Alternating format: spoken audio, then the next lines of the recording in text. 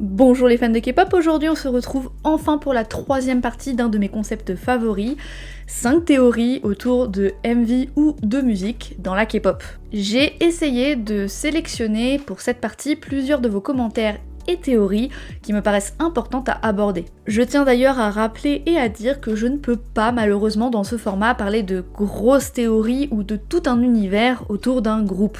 Par exemple, vous êtes quand même pas mal à m'avoir demandé en commentaire de parler de Dreamcatcher, de 80s, de Stray Kids, de BTS, de T-by-T, de Luna, etc. etc. Et c'est hyper intéressant, mais je vois plus l'occasion d'en faire une vidéo entièrement consacrée que sur cette théorie-là, plutôt que d'en parler rapidement, ce serait un peu du gâchis. En fait, cette série de 5 théories, c'est plus pour parler de théories autour d'une seule chanson, ou d'une théorie très rapide, un petit peu à part de l'univers ou du lore du groupe.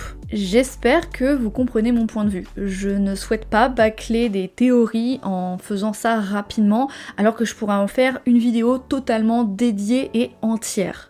Avant de commencer, je vous invite à regarder les premières vidéos 5 théories qui sont ultra intéressantes, surtout que je me suis fait démonétiser récemment la deuxième à cause du MV Hip de Mamamoo. Sans extrait, non, c'est pas les extraits de musique, c'est juste les extraits parce qu'on voit le MV Hip et j'ai un peu le seum. Un peu beaucoup même. Bon, cette intro est suffisamment longue comme ça, commençons par la première théorie. Stray Kids Mixtape O, la connexion. Pour cette première théorie qu'on m'a demandé en commentaire dans l'une de mes dernières vidéos sur le sujet, eh bien on m'a demandé de parler de la connexion dans plusieurs MV de Stray Kids, dont Mixtape O, Bimi et Mixtape On Track. Déjà, pour commencer, Mixtape O, c'est une chanson qui signe le retour de Yoonjin après une longue pause suite à des rumeurs de harcèlement. C'est un morceau qui parle de maturité, de changement, de sagesse, et dans le MV, en plus de notifier leur désir de se réunir, il y a aussi de revenir à certains moments de leur vie pour profiter de leur jeunesse ensemble. Alors, Stray Kids, il y a vraiment toute une storyline complète autour de ce groupe, et comme dit un peu plus tôt, je ne pourrais pas revenir sur toute la storyline et toutes les théories qu'il existe parce qu'il y a des choix à faire, des mondes parallèles, etc. etc. Cependant, le MV de Mixtape O est clairement la suite de Mixtape On Track et Bimi. Stray Kids joue le rôle d'étudiants qui sont dans ce qu'on pourrait appeler un club de cinéma. Ce sont des étudiants qui semblent vouloir jouer avec les moyens du bord en tout cas. C'est d'ailleurs un peu un concept intégré à Awkward Silence au tout début. Mais j'ai dit qu'il fallait pas que je m'éparpille sur toute la storyline, donc on va s'arrêter là. Les garçons semblent créer un film tous ensemble, intitulé Even a Fool Know, qui est d'ailleurs le titre coréen de On Track. Pour la création de ce film, Lino est l'acteur principal. Ayen, l'acteur secondaire, Yoonjin est le caméraman, Seungmin le scénariste, Félix l'assistant réalisateur, Bang-chan le directeur du son, Seungbin directeur artistique, et Han gère les lumières. On apprendra finalement un tout petit peu plus tard dans le MV Bimi que ce film sera réalisé pour une compétition de films d'étudiants. Malheureusement, on remarque aussi dans ce MV que Han semble enflammer le projet, puisqu'une série d'événements va détruire l'amitié des garçons. La dispute va commencer entre Mino et Yoonjin dans Mixtape On Track, qui jouait le rôle de deux garçons amoureux d'une même fille. Certaines choses pourraient nous faire penser que même cette fille préfère Mino à Yoonjin, et plus ça va rendre Yoonjin jaloux. Dans Bimi, qui représente la suite, on remarque que les deux ne peuvent pas s'apprécier, et surtout que le reste du groupe semble en pâtir et se séparer à cause de cette histoire.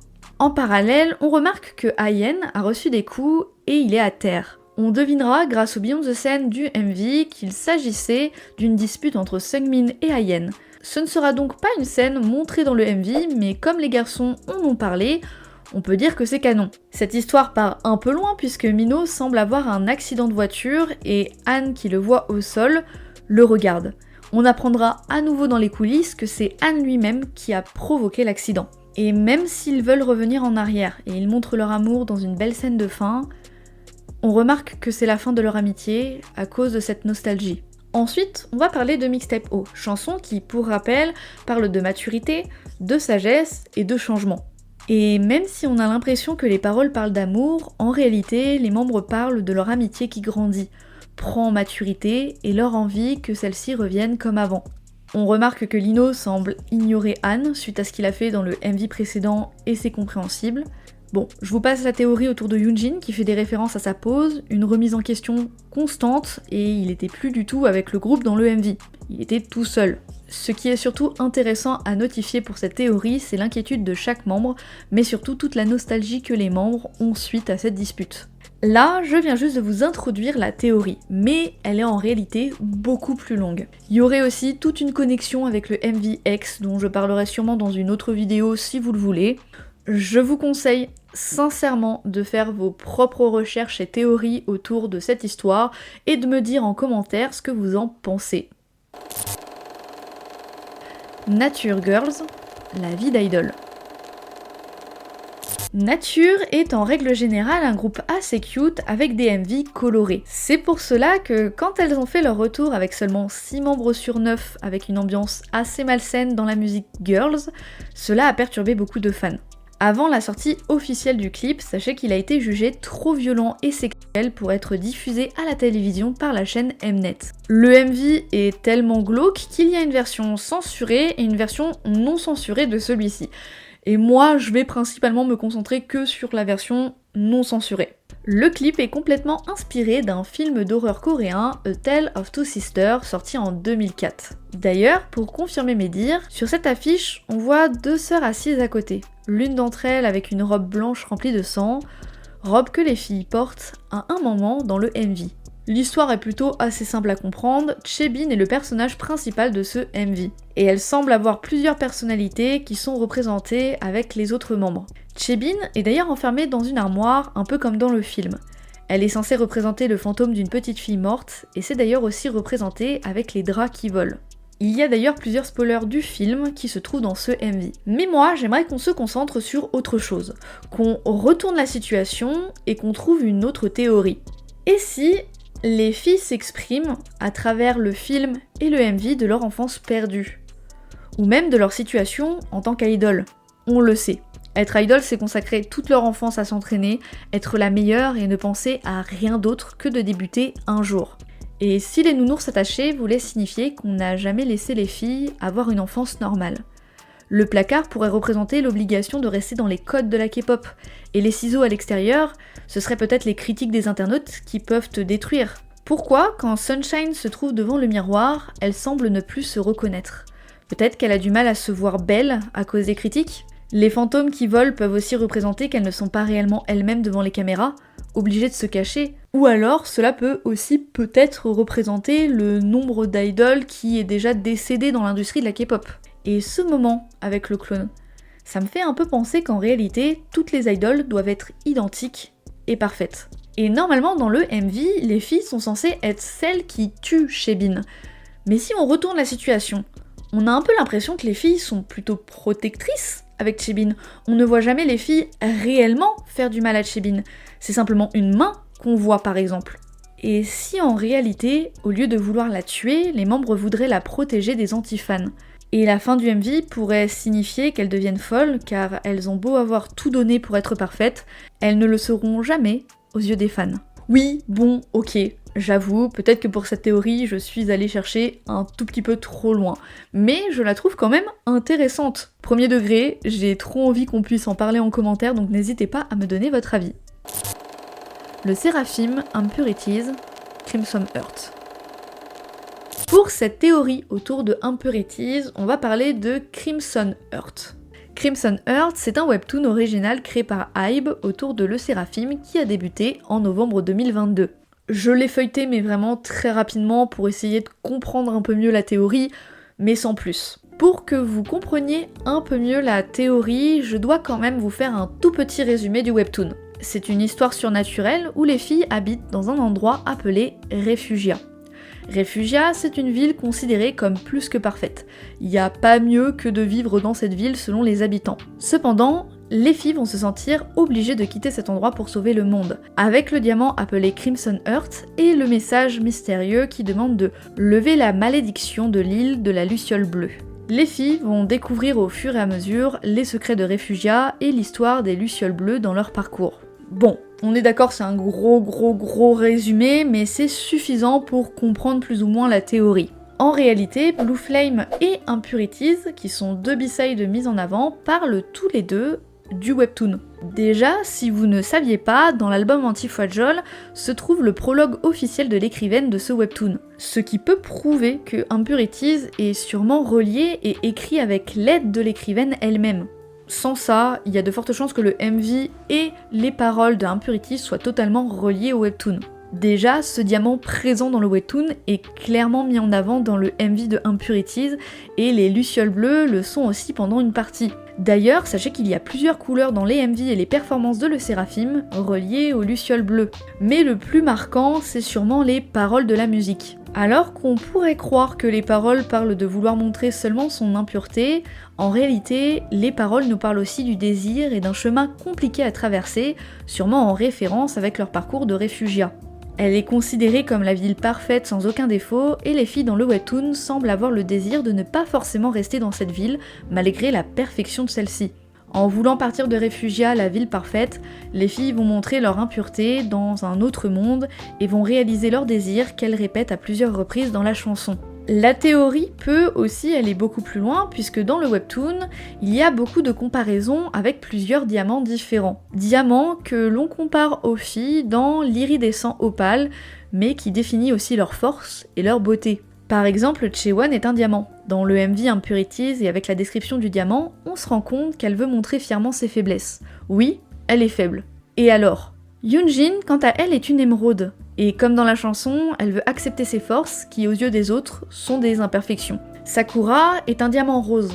Le feu, la passion, l'envie de se rebeller et de bouleverser les attentes des autres, c'est aussi relié au MV. Kazuha est un saphir qui n'a pas peur de l'abîme sombre, un peu comme dans le MV quand elles sont toutes en noir. Et Eunchae, c'est un rubis, qui est symbole de mettre le feu et de foncer sans avoir peur. Le rubis étant le collier présent dans le webtoon, mais aussi celui qui est présent dans le MV, donc ce serait le diamant principal. Chaque description que je viens de faire serait apparemment la description des filles dans le webtoon. Il serait donc facile de reconnaître les filles du groupe grâce à cette description de diamant. Alors cette théorie va beaucoup plus loin évidemment, mais je vous laisse faire vos petites recherches de votre côté. En tout cas, sachez-le, cette théorie m'a vraiment premier degré donné envie de lire ce webtoon, et je suis presque sûre que dans les B-sides dans le futur, on aura sûrement d'autres petites références. NCT Simon Say, Jacadi. Avant de commencer cette théorie, je tiens à m'excuser. Déjà, je ne sais pas dire NCT 127. Je le dis en français, comme ça. Donc déjà, je tiens à m'excuser. C'est pour ça que pendant tout le long, je vais dire NCT et pas NCT 127. Parce que je sais que ça va trigger certaines personnes. Et je tiens aussi à dire, et à m'excuser encore une fois, je ne suis pas du tout le groupe NCT. J'espère vraiment faire le moins de fautes possible et j'espère aussi que les fans vont pouvoir me reprendre en commentaire si j'ai eu faux dans quelque chose. Normalement, ça devrait pas être le cas parce que j'ai essayé de faire des recherches et tout, mais on ne sait jamais, je préfère prévenir. Et j'ai décidé pour cette théorie de parler de la musique Simon Say parce que mine de rien, y a beaucoup de théories autour. Déjà, pour commencer, Simon Say est littéralement le nom d'un jeu pour enfants que l'on nomme en France Jacadi. Le but de Simon ou de Jacques est d'inciter les joueurs à suivre accidentellement des commandes, et le but des joueurs est d'être le dernier encore debout. Selon une théorie, Simon serait représenté par les fans et les joueurs seraient les membres de NCT. C'est pas si choquant que ça, puisque les fans ont plus ou moins le contrôle des sous-unités de NCT à leur guise, et que si les membres ne plaisent pas, ils peuvent être virés rapidement et facilement. En plus, au tout début du MV, on peut remarquer que les membres portent tous un masque, sûrement pour signifier de ne pas être eux-mêmes avec et à cause des fans. Et alors que les membres se soumettent à ce que Simon leur ordonne, Taeyong semble lui être au milieu. Cela ne l'atteint pas parce qu'il se rebelle et les membres par la suite semblent en effet essayer de se rebeller eux aussi à la fin du MV. Cependant, il y a aussi une autre théorie créée par Winwin lui-même lors du Korea Popular Music Award 2018. NCT 127, je m'excuse encore pour vos oreilles, a interprété Simon Say et Regular lors de l'événement. Leur performance a été précédée d'une vidéo des membres portant des capes. Tous les membres portaient du noir, à l'exception d'un mystérieux personnage sans visage et vêtu de blanc, qui serait donc Simon. Entre Simon Say et Regular, Simon est apparu sur scène, assis sur un trône. Il y a eu un sorte de flash, et on a plus ou moins pu voir le personnage en blanc, qui n'est autre que Win-Win. Le compte Twitter officiel de NCT a même tweeté « Simon Win-Win » avec des smileys rigolos. Donc la résolution de cette théorie serait que Win-Win contrôlerait les NCT. Alors encore une fois, moi je suis pas forcément fan du groupe et du coup il y a plusieurs trucs que je comprends pas et plusieurs questions que je me pose. Pourquoi dans le MV Taeyong ne semble pas forcément affaibli parce que Win-Win lui fait si c'est lui le Simon? Et pourquoi avoir choisi Win-Win? Je vous invite évidemment à me dire en commentaire votre théorie favorite et si vous avez la résolution de celle-ci, pourquoi pas me la donner en commentaire. New Jeans, Ditto. Qui est Iso? Vous avez été vraiment nombreux à me demander en commentaire de parler de New Jeans. Et je le comprends totalement, en plus c'est super intéressant, parce que l'avantage de ce groupe c'est que il y a une théorie pour chaque MV. Et donc avec ce concept-là, ça colle parfaitement. Aujourd'hui j'ai donc décidé de parler des théories autour de Ditto, mais peut-être que la prochaine fois ce sera sur une autre musique. Contrairement à leur chanson précédente, le clip Ditto a été produit en 2 parties. La phase A et la phase B. Elle a été aussi rejointe par les acteurs Park Ji-woo et Choi Yun-wook. Park Ji-woo a attiré l'attention en apparaissant sous le nom de Ban Iso, l'étudiante non identifiée dans le MV. Ban Iso pourrait, selon beaucoup, symboliser les fans de New Jeans, les bunnies. Elle prend des photos avec les membres de New Jeans avec l'aide d'un caméscope, elle pleure et elle rit avec les membres, mais il n'y a pas que ça. Selon la théorie de la youtubeuse Kim Il-ho, Ban Iso et les membres de New Jeans représentent la relation entre les fans et les artistes. Ses amis, qui ont toujours été avec elle tout au long de sa jeunesse, sont les idoles qu'elle aimait. Iso, qui continue de regarder ses amis à travers l'écran de la caméra ou comme les filmant avec une fancam. Ses amis la regardent parfois étrangement à chaque fois qu'elle fangirl. Néanmoins, quand il s'agit de son groupe d'idoles, elle est prête à recevoir des regards jugeants. Quand elle traverse une période difficile, ce sont ses idoles qui lui donnent de la force. Après les avoir encouragés pendant longtemps, une relation forte s'est formée dans son cœur, comme si ils étaient ensemble en tant qu'équipe. Après cela, en devenant adulte, Ban Iso commencerait à ressentir un écart entre elle et les membres de New Jeans. Iso tombera amoureuse d'un garçon et laissera le groupe un peu plus de côté. Cependant, c'est pas dit de façon négative, puisqu'elle reste toujours avec une caméra à la main. Elle les soutient toujours autant. Simplement, elle est moins présente car elle a une vie personnelle à côté. Alors, évidemment, là, je viens de vous citer la théorie la plus évidente. Mais il y en a d'autres, un peu plus rapides et un peu plus flippantes. Iso pourrait représenter Min Hee-jin. Pour ceux qui ne savent pas, Min Hee-jin, c'est une compositrice bien controversée et détestée pour plusieurs polémiques dont j'ai déjà parlé dans ma vidéo Top 20 des dramas dans la K-pop. Je ne vais pas m'étendre sur les polémiques dans cette vidéo. Simplement, comme celle-ci a un ego surdimensionné, beaucoup pensent qu'elle a voulu se créer un personnage dans le clip. Et là, honnêtement, je peux pas m'empêcher de penser que c'est malsain. Il y a aussi une théorie qui dirait qu'en réalité les New Jeans sont des fantômes, que Iso serait la seule à voir suite à un accident de voiture, chaque membre serait décédé. Et il y a encore une autre théorie qui dirait que le groupe sont des amis imaginaires qui au fil du temps disparaissent plus tu grandis. Bref, toutes ces petites théories tiennent la route mais sont encore un peu floues pour qu'on puisse les développer. Pour moi, la plus logique et la plus cohérente, c'est celle avec l'obsession que les fans ont pour les idoles quand on est jeune. Mais après, peut-être que vous avez votre propre théorie, donc dans ce cas-là, n'hésitez pas à me la raconter en commentaire. Merci beaucoup d'avoir pris le temps de regarder cette vidéo, j'espère qu'elle vous a plu, qu'elle a été intéressante et que vous avez apprécié ces nouvelles théories. Si vous êtes arrivé jusque-là, n'hésitez pas en commentaire à me proposer d'autres théories. On sait jamais, ça peut toujours être intéressant. Et on se retrouve bientôt pour une prochaine vidéo.